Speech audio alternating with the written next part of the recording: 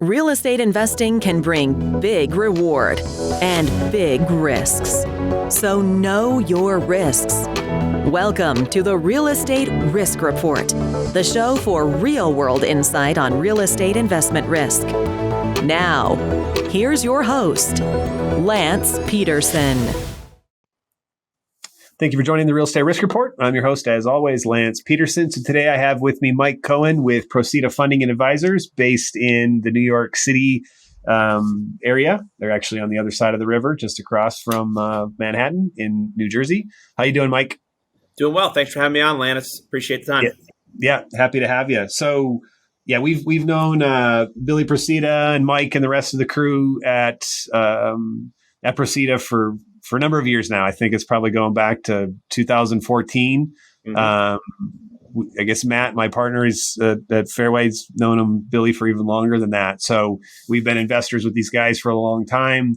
And they're clients of ours on the Verivest side as well. They're members of the Verivest Sponsor Network. So as far as, kind of being all in as people can be, and I think Procida and Mike and the team are definitely fit that category. So happy to have them on today. I think that, what they do is their fund is called the 100-Mile Fund, and they basically lend and do deals within a 100-mile radius in New York City. So they've got a very geographic focus. And I think they do some really interesting things that many lenders, not to pass judgment on them, but they kind of, it's more of a full contact sport with the people at Procida. They might borrow money to people, but they're much, much, much more active in the projects and the things that they're lending money on. So, Mike, before we jump into all that good stuff, why don't you share a bit with us about your background? How did you get into this business and what led you to end up, landing at Procida? And I guess just share with us a little bit about what you specifically do at Procida, which I think will set the table for our conversation today. Great. Well, thanks again. Been here for about 6 years here at Procida. Recently kind of worked in various different capacities, but now been tasked more with the investment, the capital markets type of the management of the portfolio. By way of background, I'm a transplant to the Northeast, originally born and raised in Fort Lauderdale. Got up here just about 6 years ago. Came up here after I finished graduate school there. And my father and Billy went back for many years. And anybody that knows Bill, he stays in touch, is one of the best networkers around. Mm-hmm. So naturally, my father suggested I reach out to Bill. And as the story goes, I came in around 9:30, shook his hand, had an interview, and I was on the desk by 10. So I haven't looked back since. So it's been a good run. We've been very fortunate here. Certainly for what's happened in the recent months to now, we're happy about where we're at. And as I mentioned, our team is tight. We're comprised of about 12 bodies here. We're just all made up of different roles and different tasks. And I think we all bring in different, core competencies into the group. As Lance mentioned, it's a full body contact, quite opposite of any passive lender that would be there. We are on site no less than 2 or 3 times a week to visit our jobs.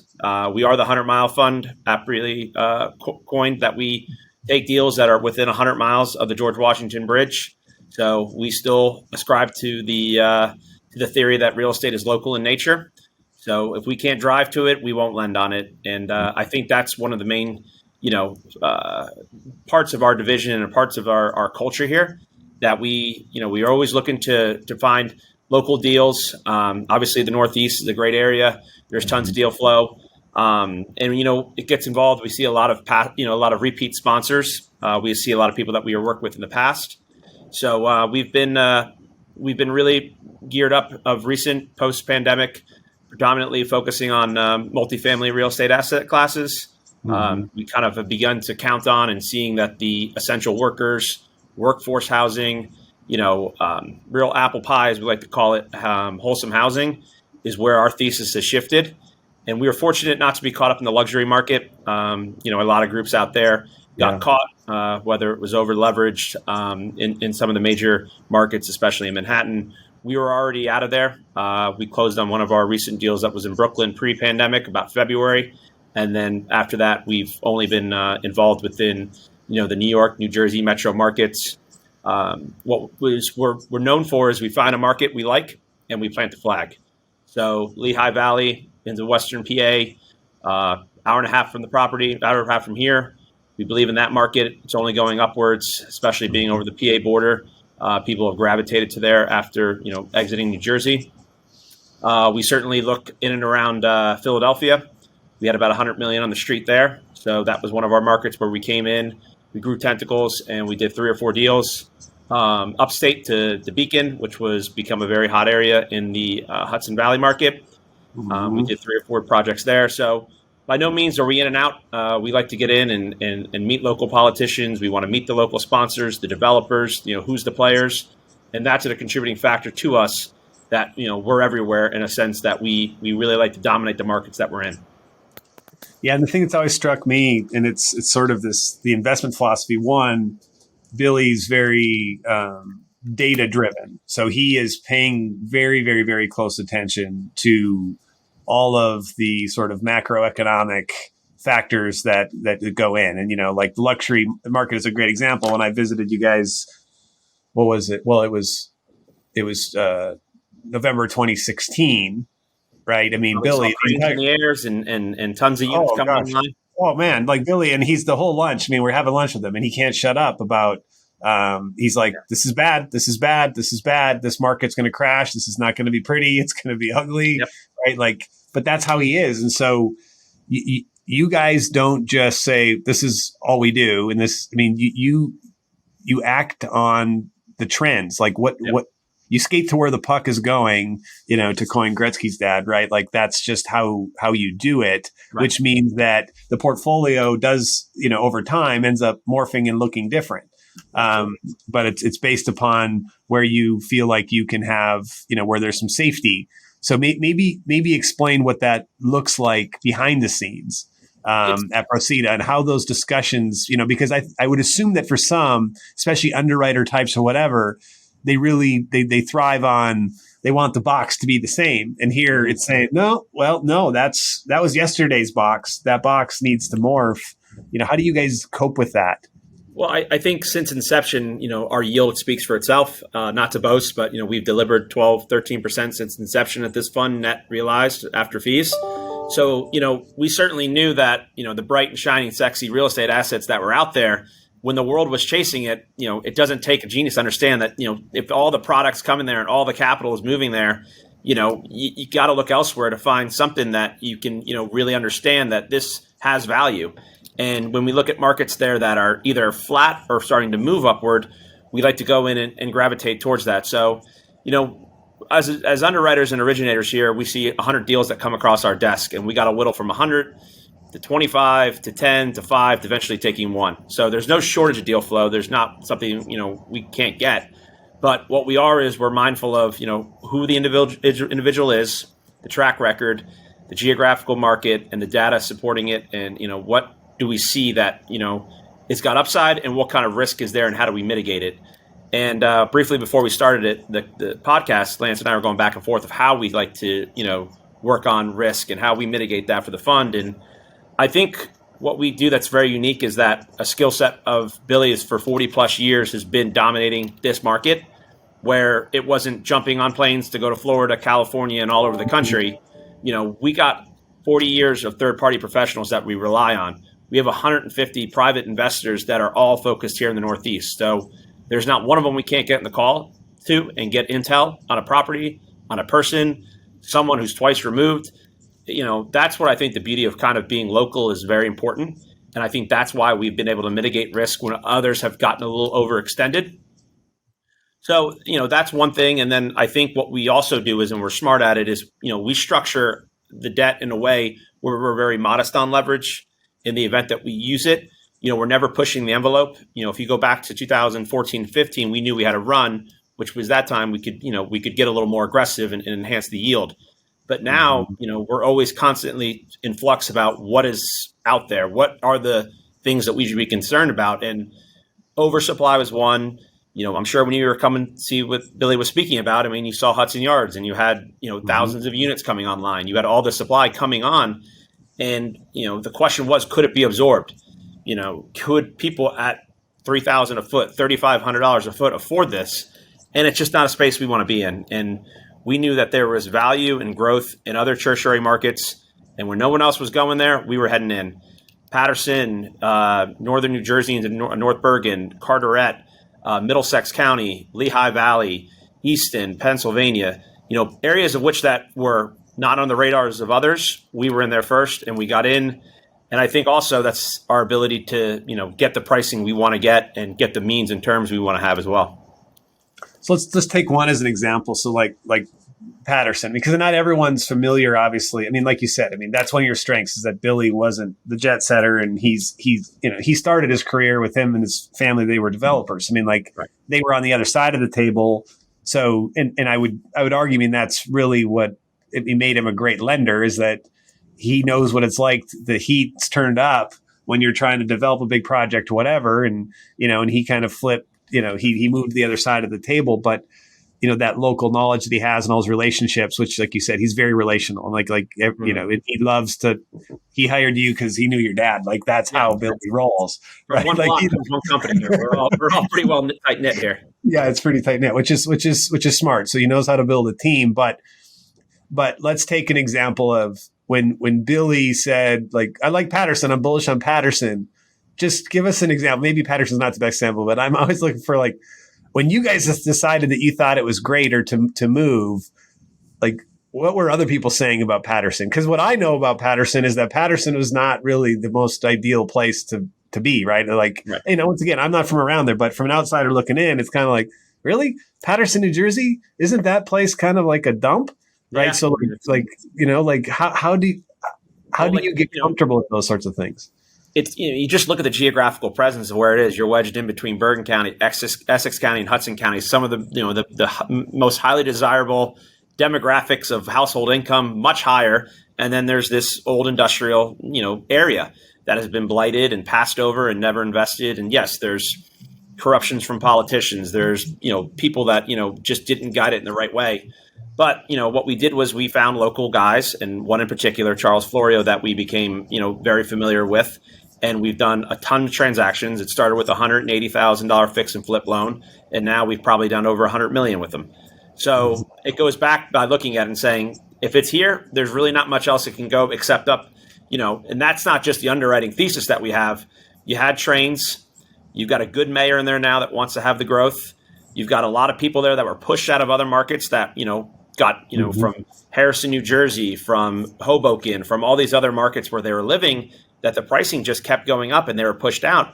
So these are good workforce housing that people are going to jobs. They rode through a pandemic and were still essential. So the collections and rent was still able to be achieved.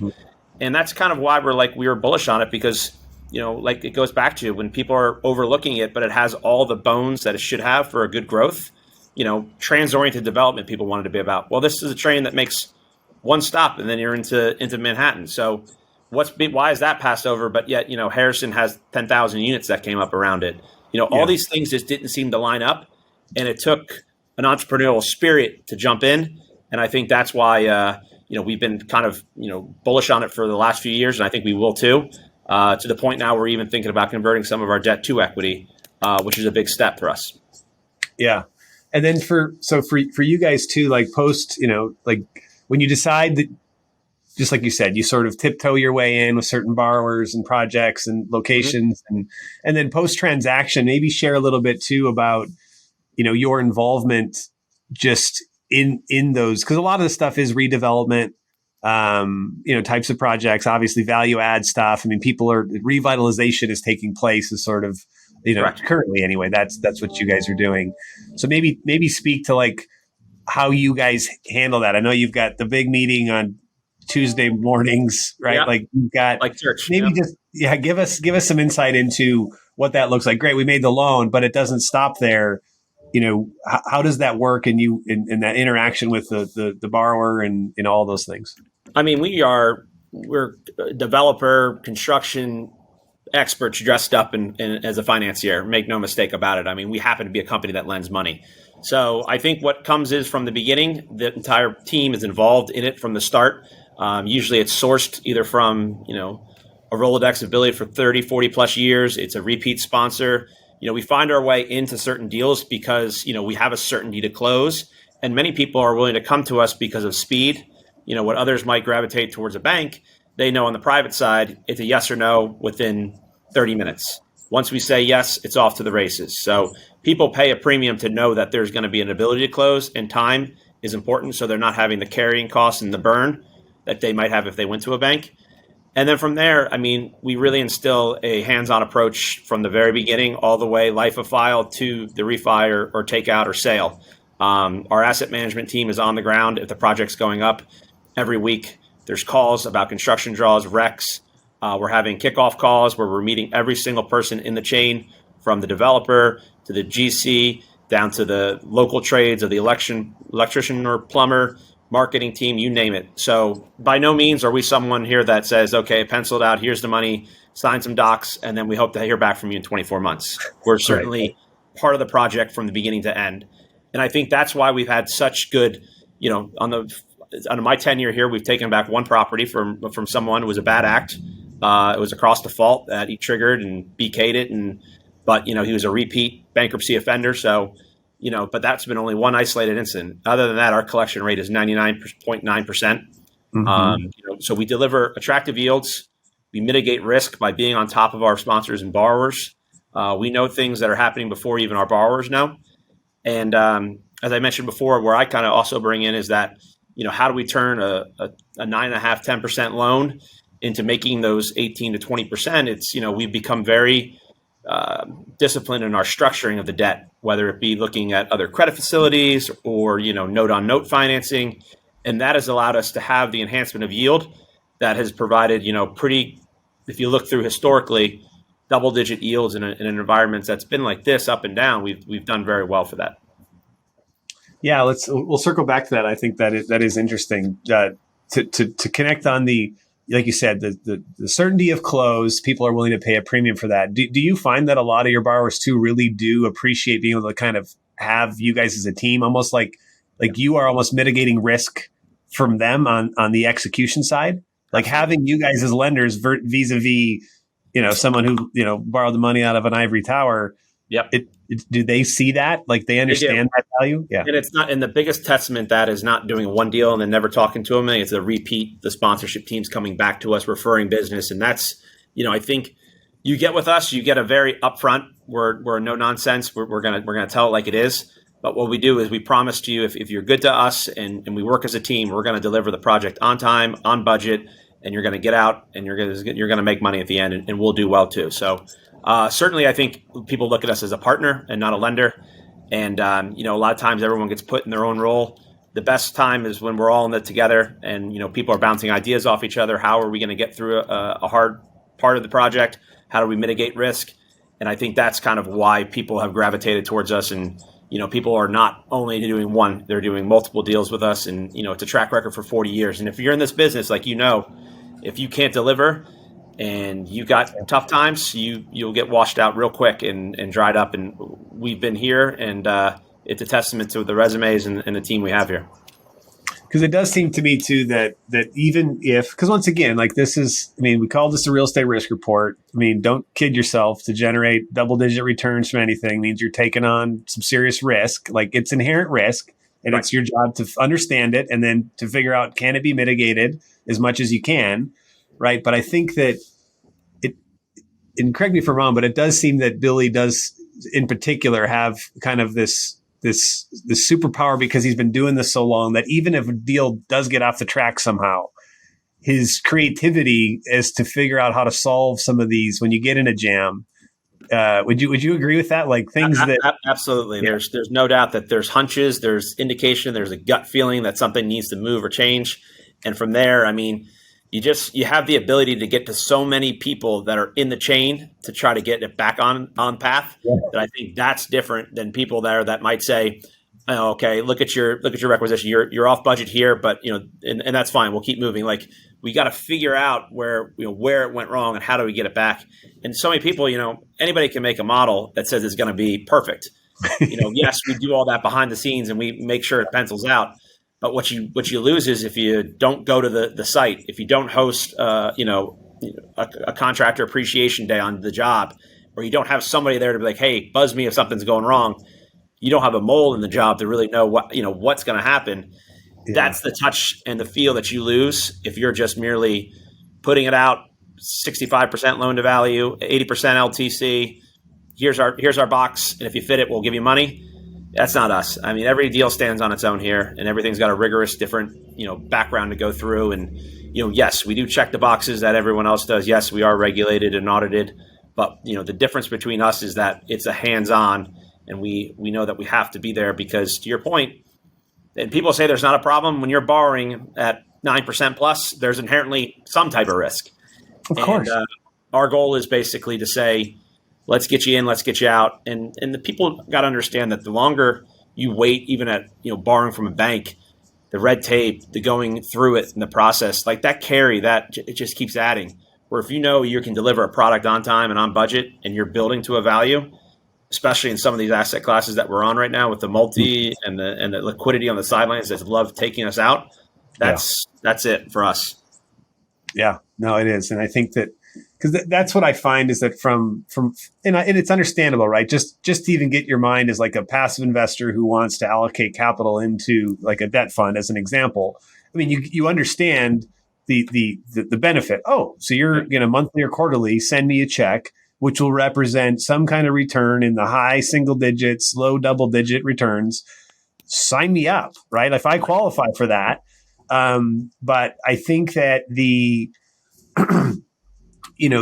thing that it seems to me that a lot of it gets conflated as the differences of how that return is generated, right? Like, so if just as an example, like if someone's lending like to home builders, like it's construction finance, I mean, like that's just inherently more risky than you have construction risk, you have lease up risk, you have market risk versus fully stabilized multi. I mean, that's just vanilla. You just that's not right.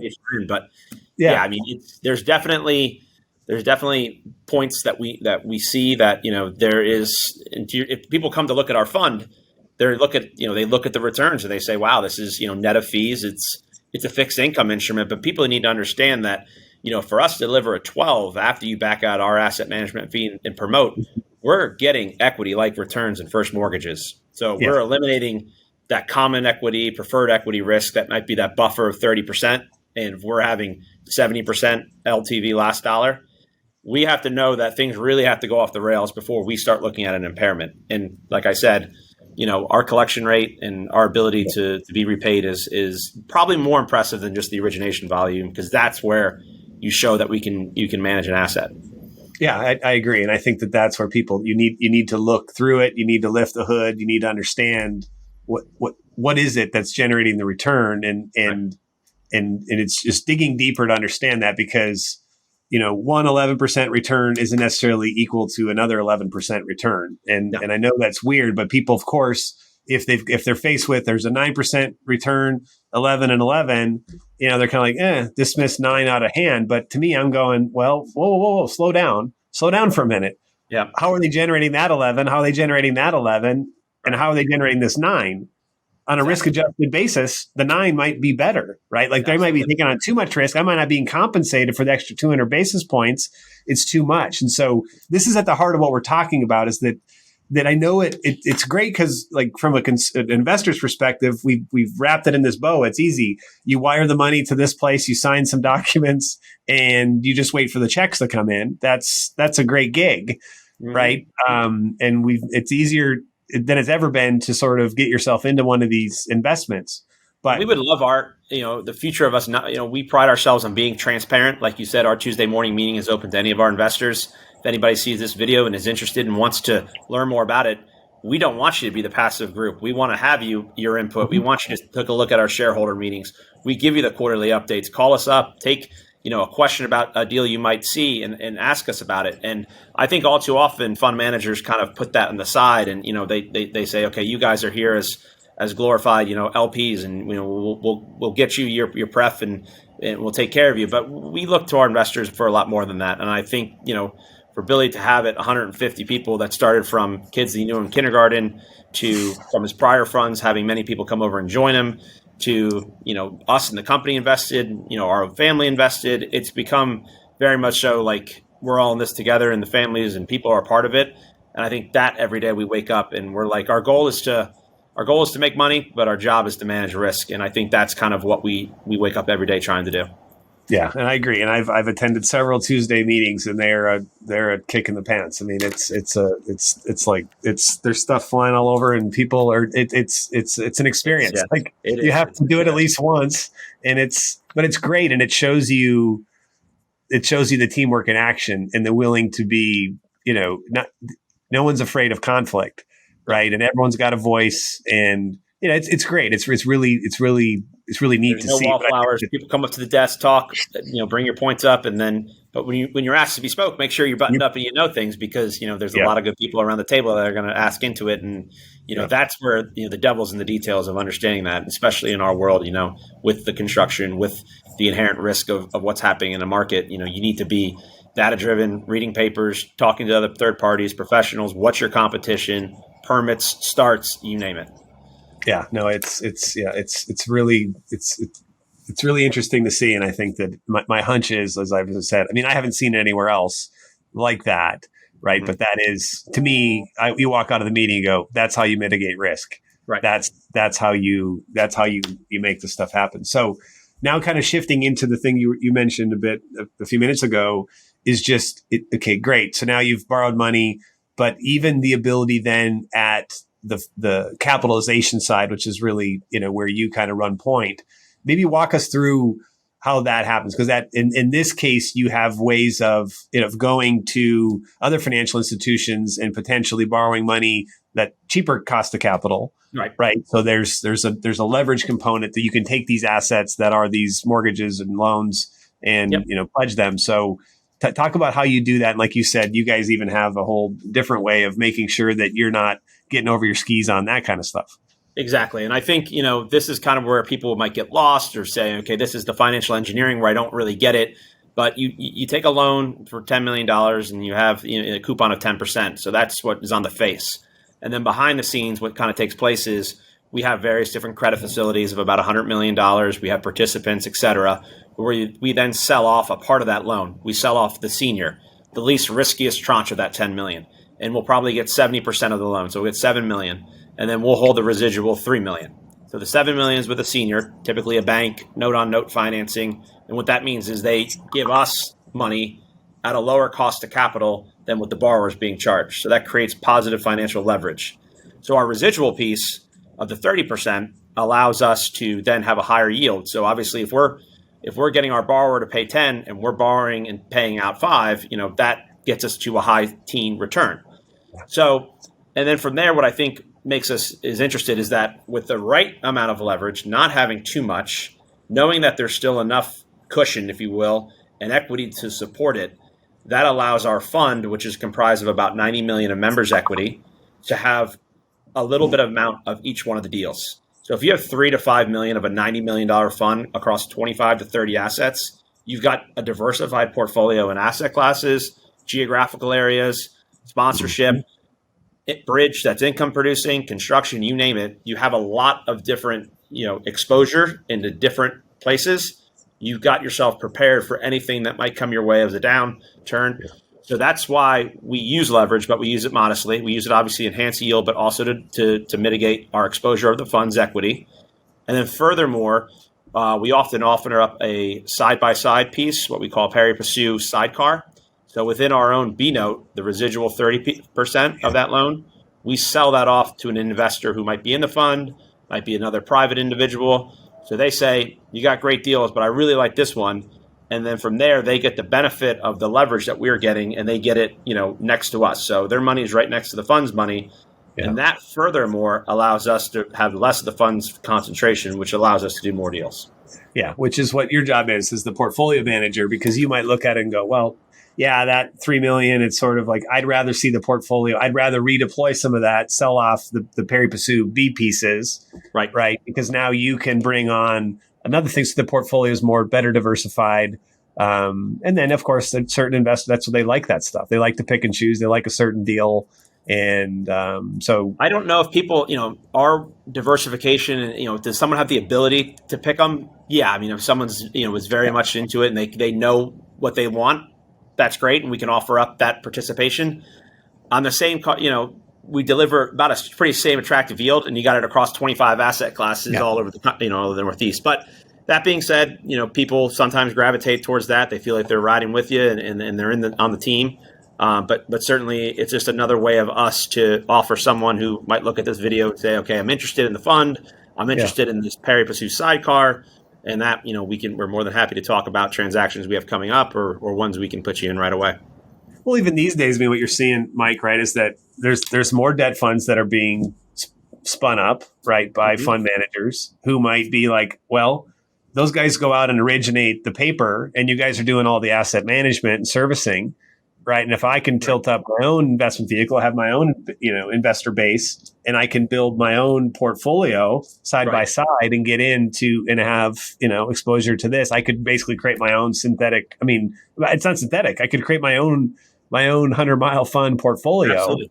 Exactly. Right. And so I think that, that's the cool thing about it is I agree with you, right? This is sometimes where they get lost in, financial engineering and you're scaring me, right? Like, I get it. I mean, I totally understand. Get rid of the buzzwords. It's easy to kind of dial down. Okay. There's I think so. Yeah. Yeah. Cookies on the bottom shelf. It's good. Yeah. You need a chart and a pen. You need a chart and a pen. But that's, I think we look at these different components of it, right? Is that it's like the ability to originate paper, right? And to underwrite, decide whether it's, how that gets structured, the ability to do all the asset management, as we've talked about. How do you make sure that you get the money back, right? It's a successful project. But then there is this extra component of it, which is, and we've experienced it at Fairway, right? Back in 2008, when we in our infinite wisdom said, hey, let's take our portfolio of loans and let's offer, notes to investors, so, they're going to borrow money to our fund, and then we're going to borrow more money from, a specialty lender, right? Yeah. And a credit facility, and, we can advance up to 70% on that. And, once again, like what ended up happening is that structure was flawed. Yes. And because of the 2008 downturn and the credit markets frozen, we got stuck in 2011 where we had cliff maturities across the board and no one willing to, take out the lender who's no longer willing to renew our loan. Right. So even though the underlying assets, all the other stuff, the origination is good paper, was the asset management was done. If the structure of the instrument is wrong and broken and it doesn't match, it can still go sideways, right? So it's just understanding. It's a beautiful thing when it works. It's a beautiful thing when it works. It's a very slippery slope in that sense. But like I mentioned before, we're very modest in it. We understand ones that we can push a little bit and other ones we don't. And I think that kind of the role with me, I look at it and say, okay, let's cut it up this way. Let's look at just saying, okay, let's just go straight pari on a senior, make a little spread off that group, and let's just stay in that first, which I think that's different. Different deals have different appetites for that. But to your point, I mean, 08, you were, I'm sure, right there at the end where everything you thought was right. And I'm sure those values came back even over and above what you thought they were worth. Yeah, exactly. And that, and ultimately that's what I say is that the underlying assets performed and we came out relatively unscathed. It ended up being where we had to wind the portfolio down to pay off, so we basically had to let go of good assets because the flawed capital structure.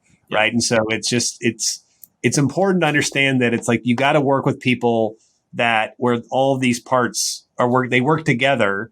And, and if one of them is off and not right, it can sink you. Not to scare people off. It's just the point of it is that understanding that you need to assess each of these parts independently of them. And mainly I say this because a lot of what's happened, the good news is a lot more people are interested in potentially allocating capital into debt funds as an specific example.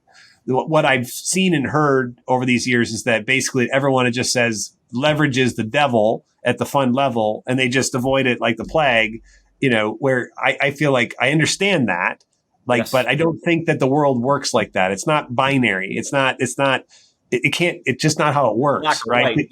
It's not black and white, right? Like you need to understand sometimes it doesn't make sense, but you need to understand what it is, how much it is, all those circumstances need to be evaluated before you pass judgment on it. And maybe once again, if you don't have the risk, you have a low risk tolerance, then it's pretty easy just to say, well, I'm capital preservation, then I'm going to stay away from anything that has leverage. Fine. There's nothing wrong with that, but it doesn't mean that that's the right thing to do for some 45-year-old, couple that's looking to, I don't know. It's different for everybody. So well, I think it boils down to, once you take away all that, the clutter of what's happening, and you scrape away all the different, the credits and the support from each group, it boils down to the management of the day to day. You got to have a team. You got to have someone there that can make sure that the underlying real estate is performing, the job is on time, it's on budget, the inherent risk is being mitigated at a property level.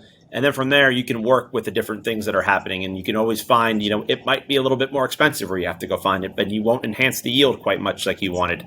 But to me, you get all that away. You focus on what matters the most, which is that asset performing, delivering on time, delivering to the right value, and then just being like, if you got to weather a storm, fine. But just make sure, your day-to-day focus is still enhancing and supporting that piece of real estate. Yeah, no, I completely agree. Cool. Where can people find and learn more about Procida, Mike? So Procida.com. We're there. Just click on that. You can look to invest there. It will get you directly to one of our, either our controller or myself.